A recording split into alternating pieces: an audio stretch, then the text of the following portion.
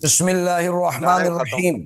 جناب اللہ یاری صاحب نے بنیادی طور پر جو میں نے دلائل پیش کیے ان کا جواب نہیں دیا۔ میں نے کتاب اللہ کی محکم آیت سے یہ ثابت کیا کہ باغ فلک ایسے حاصل ہوا اور اس کا مصرف یہ ہے۔ یہ کہتے ہیں ملک ہے، ملک ہے، آپ کی زبان سے ملک ہے؟ کیا آپ تحصیلدار ہیں الاٹمنٹ کریں گے باغ فلک کی؟ خدا کا فیصلہ قرآن میں موجود ہے، باغ فلک پر آیات موجود ہیں جو خاص اس کے بارے میں ہے، اس کے مصارف کا ذکر ہے۔ اللہ کے نبی نے اس پر عمل فرمایا، اگر عمل نہیں فرمایا تو مطالبہ کا ہے۔ باقی جو یہ آپ نے بات کی ہے کتاب اللہ کے مقابلے پر، میرا یہ سوال ہے کون سی بات ہے جس کو آپ حجت بنائیں گے اللہ کے فیصلے پر؟ آپ تو نبی پر بھی الزام لگانا چاہتے ہیں کہ خدا نے نبی سے فرمایا کہ اس مال کو یہاں ضرب کرنا ہے اور نبی نے اس کے خلاف کر دیا۔ نعوذ باللہ من ذالک۔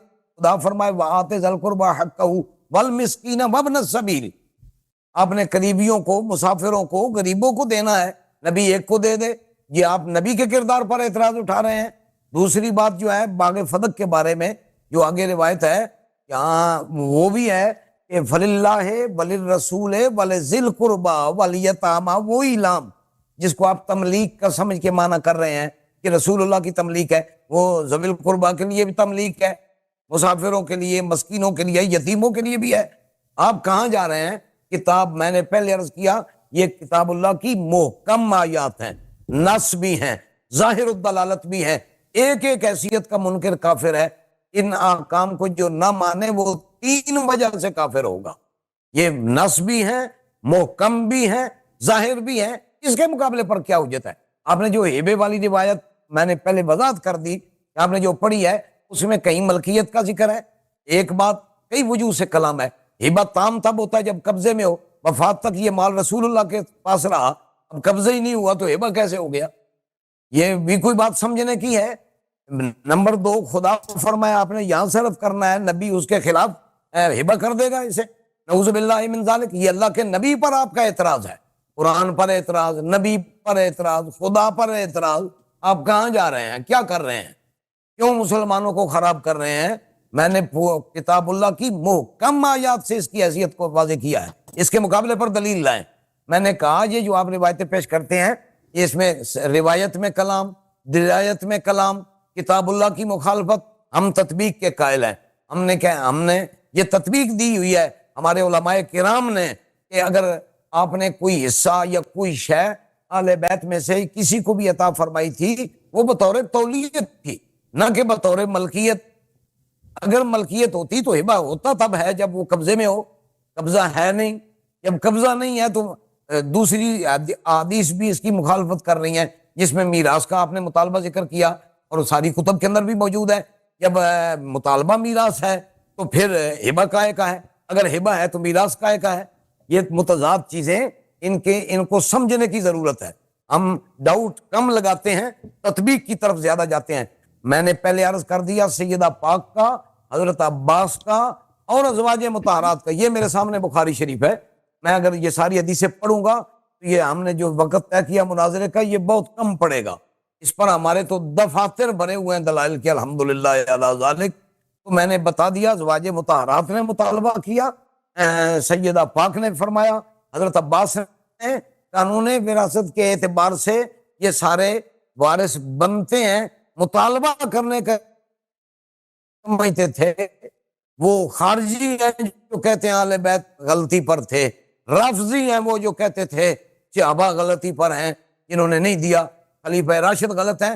ہم الحمدللہ اہل سنت و جماعت ہیں، ہمارے نزدیک نہ وہ غلط ہیں نہ یہ غلط ہیں، نہ وہ خطا پر ہیں نہ یہ خطا پر ہیں، بلکہ ہم سمجھتے ہیں پورے اہل بیت نبوت نے اور رسول اللہ کی ازواج پاک نے، آپ کے چچا پاک نے، آپ کی صاحبزادی پاک نے، سیدہ نساء اہل الجنہ نے، سوال اس لیے یہ جو بات کی میں نے عرض کیا وراثت کے حوالے سے بھی میں نے مقصد عرض کر دیا اہل بیت نبوت کا اور سرکار کا فیصلہ مبارک جو شیعہ کتب کے اندر بھی موجود ہے، سنی کتب کے اندر بھی موجود ہے۔ اب نہ ماننے کی یہاں گنجائش ہے ہی نہیں، سرے سے رہ گئی بات غادبت کی، حجرت کی، ولم تکلمو کی، حتی ماتت۔ یہ نہ حدیث ہے، نہ رسول اللہ کا فرمان ہے، نہ اللہ کا فرمان ہے، یہ راوی کا اپنا تاثر ہے۔ یہ صحیح بھی ہو سکتا ہے، غلط بھی ہو سکتا ہے، انہوں نے خاموشی اختیار کر لی، راوی سمجھ گیا شاید غصے میں ہوں، یہ حقیقت کے بالکل خلاف جائے گی بات. اور پھر یہ جو روایات ہیں زوری سے، چند روایات کے اندر غالبت کے الفاظ ہیں، باقی کے اندر ہیں ہی نہیں سرے سے. اضطراب ہے اس کلام کے اندر بھی، اس اضطراب کی وجہ سے یہ قابل اعتماد نہیں ہے. اگلی بات میں یہ کہنا چاہتا ہوں، وصال رسول کے بعد 6 ماہ سیدہ پاک زندہ نہیں. کون بی بی ہے جس نے اپنا گھر چھوڑ کے اللہ کی نبی کی شہزادی کی خدمت کی ہے، تیمارداری کی ہے، وصال مبارک تک کی ہے، غسل مبارک دیا آپ کے لیے، وہ جو پنگوڑا وغیرہ جو ہے وہ بنایا جس کے اندر آپ کا جسد پاک تھا، وہ کون ہے؟ وہ اسی رسول اللہ کے خلیفہ راشد کی بیوی حضرت اسماء ہے. آپ کہتے ہیں غالبت ہوتی تو یہ اپنا گھر چھوڑ کے ان کے گھر جاتی؟ کوئی حقیقت کی بات ہے. یہ میرے سامنے ابن عدید پڑھی ہوئی ہے، اور اس کے اندر لکھا ہوا ہے فصلی علیہ ابو بکر. اگرچہ اس مسئلے کے اندر مختلف روایات بھی ہیں، مگر ابن عدید کی روایت ہے اور شیعہ کتب کے اندر بھی کہ جنازہ بھی ان کا ابو بکر صدیق نے پڑھایا. ان کی خدمت سیدہ پاک کی ان کی بیوی نے کی، غسل وفات بھی انہوں نے دیا. آپ کہتے ہیں غادبات کیسے؟ کس نے کہا غادبات؟ سیدہ فاطمہ نے فرمایا غضبت علی ابی بکر، یا مولا علی نے فرمایا غضبت فاطمہ علی ابی بکر، یا امام حسن نے فرمایا غضبت فاطمہ یا غضبت امی علی ابی بکر، یا امام حسین نے فرمایا غضبت امی علی ابی بکر. جب ان کو اعتراض نہیں ہے تو یاری صاحب آپ کو بھی نہیں ہونا چاہیے. ماشاءاللہ آپ سمجھدار لوگ ہیں تو یقیناً اس پر عمل کریں گے. ابھی میں آپ کے سامنے آپ کے حوالے رکھنا چاہتا ہوں، شاید میرا وقت مجھے ساتھ نہ دے، میں اگلی ٹرن میں انشاءاللہ اس کی وضاحت کروں گا کہ حضرت سیدنا صدیق اکبر رضی اللہ تعالیٰ عنہ کا فیصلہ، خلفائے راشدین کا فیصلہ، اس کی آپ کی کتابوں میں کیا اہمیت ہے اور اہل بیت نبوت کی ہاں کیا اہمیت ہے. انشاءاللہ میں اپنی ٹرن میں اس کی وضاحت کروں گا. تو میں عرض کر چکا کہ ہبے والی جو بات کسی طرح بھی قابل اعتماد نہیں ہے. بوجود جب مال رکھے ہی رسول اللہ نے اپنے پاس ہے، ہبہ کیسے کیا؟ قرآن کا حکم کیا ہے؟ رسول اللہ کا عمل کیا ہے؟ اللہ کا حکم بھی جو ہے وہی رسول اللہ کا عمل مبارک بھی ہے. اب ایسی روایات قابل اعتماد ہوتی ہیں، ان کے اندر کلام، درایت میں کلام، روایت میں کلام، قرآن سے متصادم، اور پھر ملکیت کے الفاظ بھی نہیں ہیں ان میں. پھر ہبہ کے اگر لفظ آئے بھی ہیں تو وہ تام ہوتا ہے قبضے سے، قبضہ رسول اللہ کے پاس ہے، تو ہبہ کیسے ہوا؟ ہبہ تو ایک شاید دی ہے تو وہ اس کے حوالے کر دی جاتی ہے، موہوب کے، موہوب اللہ کے، موہوب شے موہوب اللہ کے حوالے کی جاتی ہے. ایک آدمی کوئی ایک شے دیتا ہے، اسے دے دے گا، اس کے قبضے میں جائے گی تب ہبہ ہوگا نا. جب ہے ہی رسول اللہ کے پاس، خود حضور نے عمل فرمایا ایسے، اپنے پاس رکھا یہ مال، تو ہبہ کیسے ہوا؟ قرآن پاک جو ہے وہ بھی گواہ ہے، اللہ کا رسول بھی گواہ ہے. اس پر تواتر کیا، میں کہتا ہوں مسلمان تو کیا کافر بھی اس بات کا انکار نہیں کر ایسے حقائق کا. اور آپ ان کو توڑ مروڑ کے پیش کریں، لوگوں کے ایمان خراب کریں. یہ کہاں لکھا ہوا ہے کہ کتاب اللہ کی آپ مخالفت کریں؟ ملکیت رسول اللہ کی ملکیت کہاں لکھا ہے اس آیت میں؟ فَلِلَّهِ وَلِلرَّسُولِ وَلِذِي الْقُرْبَى وَالْيَتَامَى وَالْمَسَاكِينِ وَابْنِ السَّبِيلِ. مالف ہے کہ یہ مصارف ہیں، اس کے اندر اگر آپ نے ملکیت کا حق دینا ہے تو سارے مصارف کو دیں گے. ایک آدمی ایک شے مشترکہ ہو جائے، ایک آدمی اس سے لے لے، دوسروں کا حق مار دے، نعوذ باللہ وہ تو ظالم ٹھہرے گا. آپ تو اہل بیت نبوت پر بھی الزام لگا رہے ہیں کہ یہ نعوذ باللہ دوسروں کا حق کھانے والے ہیں. یہ تو وہ گھرانہ ہے. امام حسن نے ایک کھجور لی تھی صدقے کی، منہ میں ڈالی بچپن میں، تو اللہ کے پیارے نبی نے وہ بھی نکال دی. انما لا تحل لمحمد ولا لآل محمد. حضور نے تو ایک کھجور تک نہیں انہیں کھانے دی کہ یہ حق غریبوں کا ہے. آپ سارا مال ہی ان کو کہتے ہیں کہ ان کا حق ہے. ہاں، خرچہ ذوی القربا کا ہے، مساکین کا ہے، یتامہ کا ہے، مسافروں کا ہے، مجاہدین کا ہے. یہ جو مصارف تھے انہی پر رسول اللہ نے خرچ کیا، اور خلفائے راشدین نے بھی ایسے کیا. آگے میں حوالوں کی طرف اس لیے نہیں جا رہا، اگلی ٹرن میں جاؤں گا. میں آپ کو پورا شیشے کی طرح آپ کی کتابوں سے بھی واضح کر دوں گا کہ صدیق اکبر کا فیصلہ وہ ہے جس پر اللہ بھی راضی ہے، رسول بھی راضی ہے، نبی کے اہل بیت بھی راضی ہیں، نبی کے صحابہ بھی راضی ہیں. میں یہ ابھی آپ کو بتاؤں گا، آپ کو پوری طرح واضح بھی ہو جائے گا. اور بھی آپ کا کوئی اعتراض ہوگا تو ہم اس کا جواب دیں گے. ایک سوال بھی میرا ہے، وہ میں اگلی ٹرنوں میں قائم کروں گا آپ پر انشاءاللہ العزیز. اب میں سمجھتا ہوں کہ میرا وقت ہے یا ختم ہو چکا ہے؟ وہ جو اگر دیا تھا چلو کوئی بات نہیں، 40 منٹ 40 سیکنڈ ہے. ہاں جی، نہیں آدھا منٹ ہے بات کرنا ہے. میں یہ اللہ یاری صاحب کو ہبہ کرتا ہوں اٹھائیں یہ 40 سیکنڈ یہ میرے یار بھی ہیں یہ تو اللہ یاری صاحب نے آپ کو ہبہ کیا تھا. چل ٹھیک تو ہے ہم بھی لینا دینا جب برتن ہوتی ہے نا تو پھر تعلق بڑھتا ہے دینے دینے سے. جی جی جی. علامہ صاحب حسن اللہ یاری صاحب آپ کی باری ہے جی. میں چاہتا ہوں آج جی. یاری صاحب میرے مذہبی دوست بن جائیں. انشاءاللہ. بسم اللہ الرحمن الرحیم. میرے محترم ناظرین، علامہ صاحب نے سوال کا جواب نہیں دیا کہ اگر فدق رسول پاک صلی اللہ علیہ وسلم کا شخصی ذاتی پرائیویٹ پراپرٹی نہیں تھی تو حضرت زہرا سلام اللہ علیہ نے میراث کا مطالبہ کیوں کیا؟ ٹھیک ہے نا. اگر ان کے بابا کا پراپرٹی ہے تو میراث بنتی ہے. اور جناب ابو بکر نے یہ جواب کیوں دیا ان کو کہ آپ کے ابا جان کے تو میراث ہی نہیں ہوتا ہے؟ جواب تو یہ بننا چاہیے تھا کہ یہ آپ کے ابا جان فدق آپ کے ابا جان کا پراپرٹی ہے ہی نہیں، یہ تو ذوی القربہ ابن سبیل مسکین بیت المال کا ہے، آپ کا پراپرٹی ہے ہی نہیں ہے. آپ کے ابا جان کے ذاتی پراپرٹی نہیں تھا، سب مسلمین کا پراپرٹی ہے. انہوں نے اس کا جواب نہیں دیا. انہوں نے ان متعدد احادیث کو جو میں نے اسانید کے ساتھ تواتر کے ساتھ ان کے کتب سے نقل کیا ہے کہ رسول اللہ صلی اللہ علیہ وآلہ وسلم نے فدق کو اپنی پیاری بیٹی کو ہبہ کیا. کیوں نہیں کر سکتے؟ ایک چیز ہے، اس کی ذاتی پراپرٹی ہے. یہ کتاب میری ہے، اس کی قیمت اگر 1000 روپے ہے یا 10 لاکھ روپے ہے، میری مرضی. میں اپنے بیٹے کو دے دوں، میں اپنے پڑوسی کو دے دوں، یا میں کسی کو نہ دوں. کیوں نبی صلی اللہ علیہ وسلم کسی کو نہیں دے سکتے؟ یہ کہنا کہ وَآتِ ذِی الْقُرْبَى حَقَّهُ، اس کے بعد دوسروں کا بھی ذکر ہے تو ان کو کیوں نہیں دیا؟ ہم نہیں کہتے ہیں ذی القربى والمسکین وابن السبیل، ہم نہیں کہتے مسکین ابن سبیل کو کچھ نہیں دیا، وہ مسکین ابن سبیل کو کچھ نہیں دیا. ہم نہیں کہتے ذی القربى کے طور پر بی بی سلام اللہ علیہا کو انہوں نے فدق عطا کیا تھا. اچھا، پھر یہ لگ گئے کہ کہتے ہیں کہ یہ آیا جو ہے کیا آیا محکم ہے. جی آیا محکم ہے. وہ دو مختلف آیات ہیں. آپ علامہ صاحب ہم نے آیات آپ کو دکھا دی، آپ دو مختلف آیات میں کنفیوز ہیں، دو مختلف آیات کو مخلوط کر رہے ہیں. آپ سمجھتے ہیں کہ آیا آپ کے مدعا پہ نص ہے. یہ کتاب شرح مشکل الآثار للطحاوی الحنفی، آپ کے فرقے کا حنفی عالم دین ہے، چاپ مؤسسۃ الرسالہ جزء ثامن. یہاں پہ ملاحظہ کر رہے ہیں صفحہ نمبر 51 ہے. 51 اس میں ایک حدیث نقل کرنے کے بعد کہتے ہیں اسی آیت کو، ما افاء اللہ علی رسولہ من اہل القرى فلیلیتاما فللہ والرسول ولذی القربى والیتاما والمساکین. کہتا ہے ان الافیاء التي افاء اللہ عز وجل علی رسولہ صلی اللہ علیہ وآلہ وسلم صنفان، جو مال فی اللہ تعالیٰ نے اپنے حبیب صلی اللہ علیہ وآلہ وسلم کو عطا کیا ہے، اس کی دو قسمیں ہیں.